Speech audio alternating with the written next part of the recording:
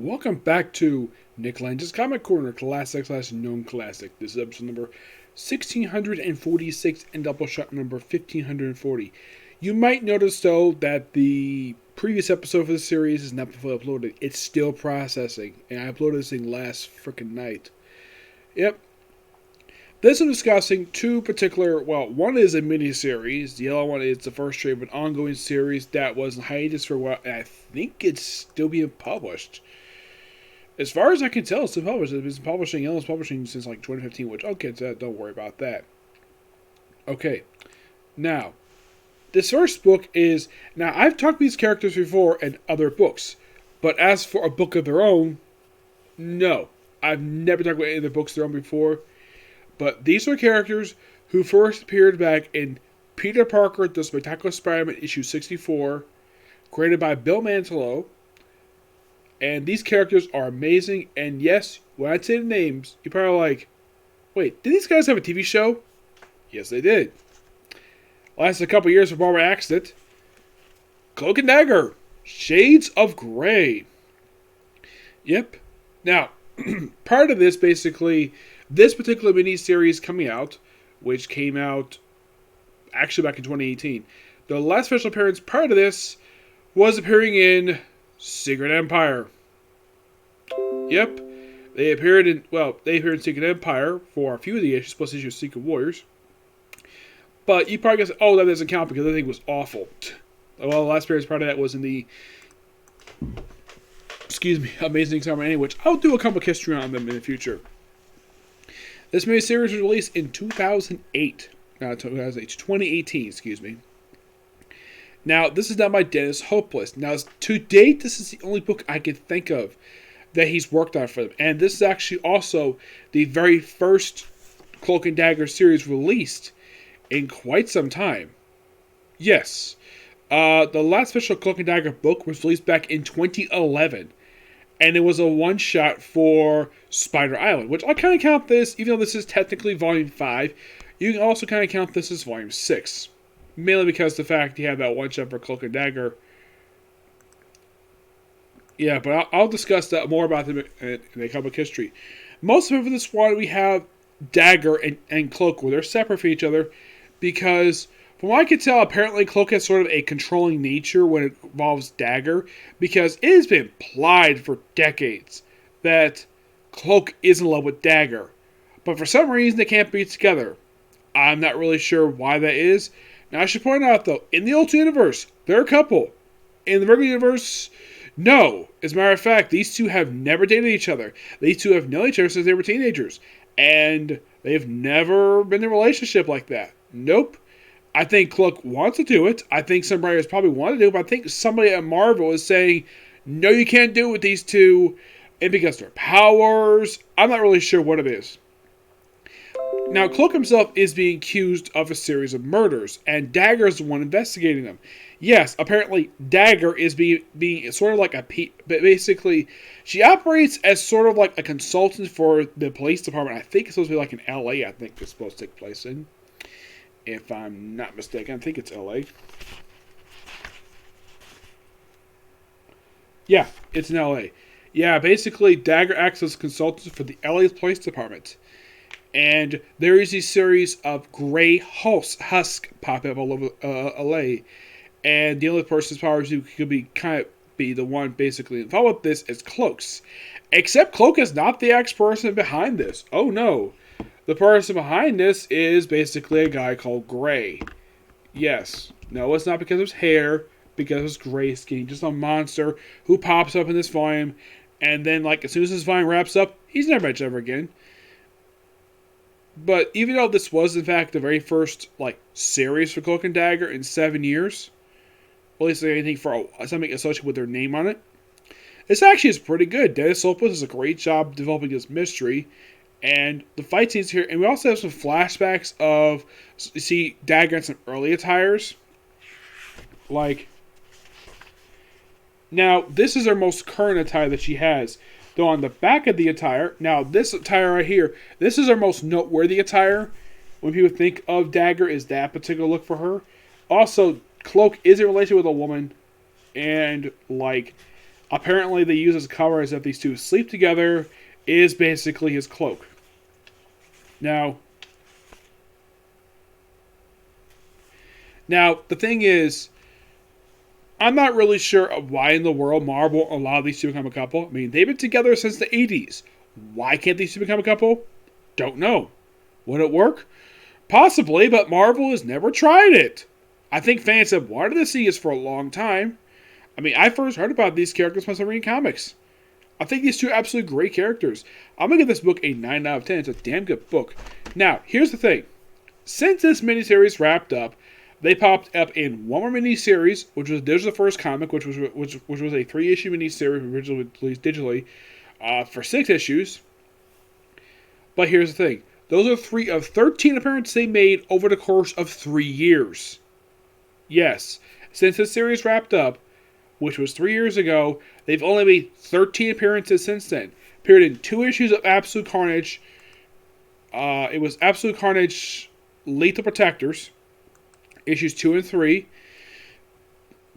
They also appeared in War of the Realms War Scrolls, issue Contagion, the final issue Absolute Carnage, Venom issue 20 of the previous volume, not the current one. 1 issue Amazing Spider-Man issue 35, Amazing Mary Jane number 3, the finale for Annihilation Scourge, the Omega one-shot, the first issue of Carnage Black, White, and Blood, and the most recent appearance was actually this past April, King in Black, Planet of the Symbiotes. And that was back in April. So currently it has been 7 months. Actually, no, it's been 8 months since their last physical appearance they made in comics. I think these two are absolutely great characters. I kind of wish Marvel would give them a little more respect than they, well, rightfully earned. Yes. I think these two characters would make an excellent, give them something more. Like, if you want to give an ongoing series, fine. Just do something with the characters. Because it seems as though Marvel at times does not know what to do with these characters. No, seriously. That's what it seems like. It seems like Marvel has no idea what the heck to do with Cloak and Dagger a lot of the time. I mean, their creations of Bill Mantlo. You would think they would get a lot more love. I mean, the only big attention they got, aside from a couple miniseries recently, was their TV show. Yep, the Cloak and Dagger TV show. Which was only on the air for like a couple of years.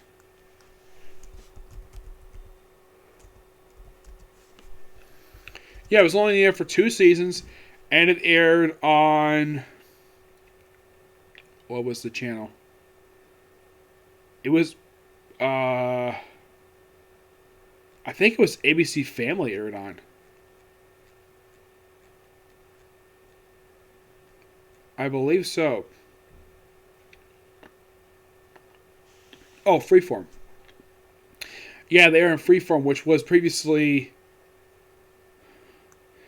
that was ABC Family, but previously before that, it was Fox Family. The channel that was bought by Disney. Because Disney owns ABC, the channel. They bought that channel and renamed ABC Family, now it's known as Freeform. And that was, they had the 2-season show, and then they appeared on Runaways, and that's it. Yes. Now, in the case of Cloak and Dagger not having Spider-Man show up there first, him not appearing in the show, in my opinion, not really necessary. Even though, yes, they did technically appear in a Spider-Man comic first, but the thing is, Spider-Man is not involved with the backstory. They may first appear in the pages of a Spider-Man comic, probably because basically Spider-Man's a very popular character. So you need to throw these characters, how to make a debut in a popular and best-selling book at the time in the 80s. Peter Parker's Second Spider-Man was probably one of Marvel's best-selling books at the time. So I guess I figured, though, why not put him there? And, well, I'll talk more about that when I do comic history for them. Yep. Alright. But Cloak and Dagger, that miniseries just a good, fun mystery. It's just strange, though, that we have this miniseries here to promote the Freeform series, which was not on the air very long. It was on the air for a couple years. It was on the air, I think the first issue came out just prior to this show coming out, and then after this miniseries wrapped up, it's like, I guess Marvel was like, don't do much anything else with these characters. Give them like one more miniseries, and that's it. Oh, here's something though. Like one character who's actually associated with their backstory, Silvermine, who is actually the drug dealer responsible for the creation of the Cloak and Dagger while given their powers. Look at the credits. Silvermine does not appear in the show. You would think he would, due to the fact that he was responsible in comics. But they probably want any Spider-Man connection here, so that's why they'll have Silvermane. Alright, next up, we're talking about a comic now. This comic, I did technically mention this before when I talked about my New York haul.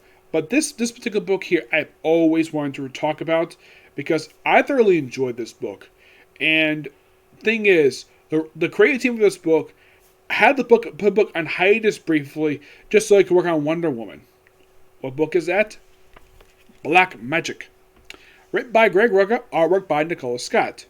The main character of this book is Rome Black, who is a witch in a town, and apparently she's a very powerful individual. I think she's supposed to be she's basically part of this police. She's a detective who apparently has got a lot of authority, and also she apparently is implied to be rich. Yes, because she's got her own Victorian-style house, which looks very expensive to have. Even for a policeman's salary, but for someone who works for the police department, probably has expensive. That she must have come from a very wealthy family. But things starts off a bit unusually with a bunch of women and guys and women just dancing around wearing almost nothing but this black veil stuff, and they're dancing around for a bit, and then all of a sudden, ring, ring, and I was like, who the heck? Whose phone? Who did not turn off their phone? And it turns out to be the main character. And the reason why? Now, she also had to say, there better be a dead body, otherwise you should not have interrupted me. And there was. Yep. And so they had to start the circle over again. And of course, she had to get dressed because the thing is, Rowan was completely naked with this black, veil robe thing that she was wearing. Yeah, it's a witch-covered thing. And she's got magical power. She did show up a couple times through the course of this book. Now, this also implied lesbianism in the book. Yes, there's a little bit of lesbianism. I'm not really sure what Greg Rucka was going with that, but it's hints of it here and there. I don't know if it's implied that Rhoda Black might be a lesbian. I don't know. It's never really delved into very much at all. There is some nudity in the book because it's Image. Of course you gotta have nudity. And also, as of the cover, the book is in black and white. Yep. No colorist. It's a black and white book. This is called Volume 1, The Awakening. The police department is called Portsmouth Police. I do not know if, in fact, that the police department lists. I have no idea. But Chico's basically the whole thing with a witch thing. There's a guy who knows she's a witch. That's why she tries to keep it a secret. And it's just a good mystery. And it's just a series I just thoroughly enjoy reading. Oof. Let's see. I just got a notification. I got a tweet received 280 times. What free is it? Oh my gosh. Oh my. Basically, me replying to a tweet that was shared by Lucy Christian about Chaku. Well, because apparently today's the character's birthday. I'm like, wow, that's quite something. I did not expect anybody to react to a quote like that. Yep. But this book is great. I'm going to show some artwork here. I'm not going to show the opening pages because there's women basically who are completely naked. So I'm not going to show it up. But this is Nicola Scott's artwork. And when she first shows up, they didn't know she's actually her until she shoves her helmet right into the police officers there. But yes, the murder victims basically...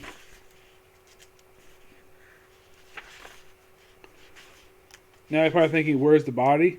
Well, basically, it was a hostage situation. Which, get this. So, she goes in negotiating with a hostage, and then she's told to strip. I gotta say, she's very lovely. She looks like she works out. And she's told to strip. She takes off her boots, her pants, her shirt, and the bulletproof vest. And she's got a wire. And then, the thing is, the hostages are basically... They run out, and... Then they're told to strip. They're told to strip because of some chemical stuff in the store. I'm not really sure what it is. And eventually she's able to take down the guy who sets up on fire. Mm-hmm.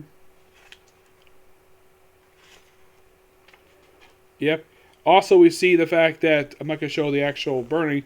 We see that on her body, she's got a couple tattoos. One on her wrist, and the other basically on her breast. Some kind of writing there, which does show up again here. It's a good mystery, and one thing I gotta know about the artwork, it's very similar to the series Black Magick. The Black Monday Murders. It's very similar.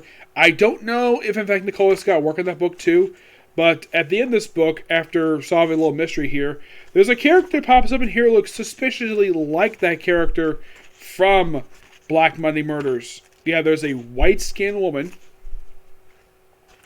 This, of course, have the whole crazy witch stuff in here, which is really cool. I like the stuff in here. But let me show up the one character that's in here. Even though she's got a pentagram on her chest, appearance-wise, this woman here looks very similar to the one who pops up in Black Monday Murders. I mean, it looks like the same exact character. Now, as far as I can tell, of course, they do have this little meeting of potential monsters that could pop up over the course of the series. But this book, really good. I give this book a 9.5 out of 10. And you're probably thinking, is this book being published? As far as I can tell, it still is. It hasn't published in a while. No, I think the last book came out like a year ago. But according to information I've read, it's still listed as ongoing. Last issue was issue 16. That came out like a year ago.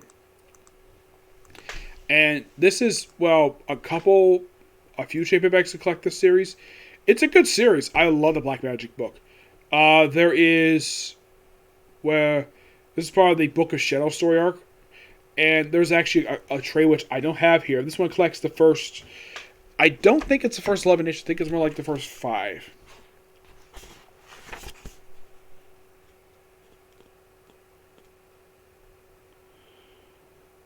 Yeah, it's the first 5 issues. So I think that volume 2 collects pretty much the next several issues. There's actually about 2 more trades to this one. And that'd be pretty much it. Now, how about Wiccan stuff? I mean, I like the magic stuff in here, which, as Hal says, Black Magick.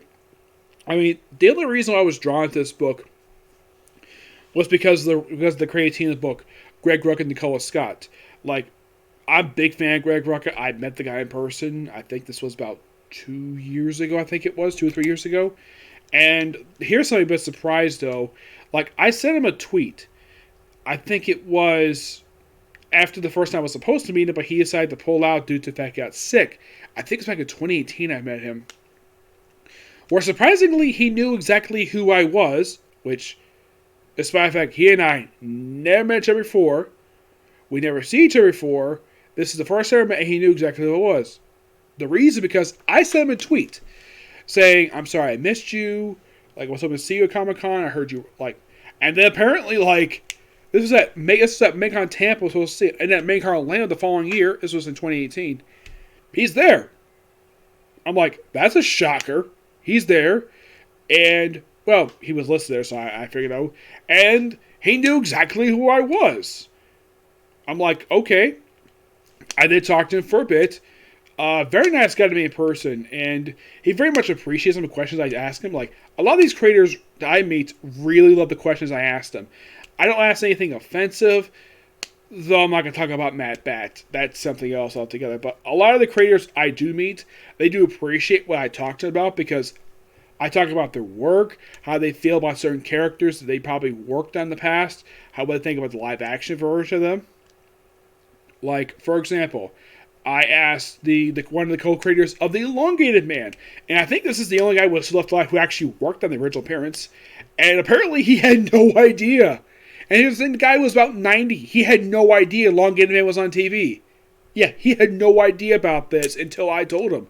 Which, that was a surprise, because usually a lot of these comic creators do usually have a pretty good opinion about their characters and their live-action counterparts. Now, one person I really want to meet in person, where I want to get their perspective on their characters, is Jim Starlin, and how Marvel treated, like, what do you think of the live-action versions of, like Jim Starlin? What do you think of the live-action versions of Thanos, Gamora, Drax? Excuse me. I want to meet him. I want to ask him about that. I'm not going to ask him about his legal stuff and the fact how Marvel disrespected him. But I will ask about the characters, not about the Marvel stuff. Yep. But yeah, that's the episode review, and that's probably going to be it, unless, of course, you can never trade on for today. In the case of anime, nothing really planned for today. I haven't got to reading the 4th book, Vanish the Hero Party. Right now, I am reading this book here, the 15th book for Death March Relepsy. No, there's no plan to review it. But yeah, until I see my next video, which may happen later on today. Okay, so next video. Bye.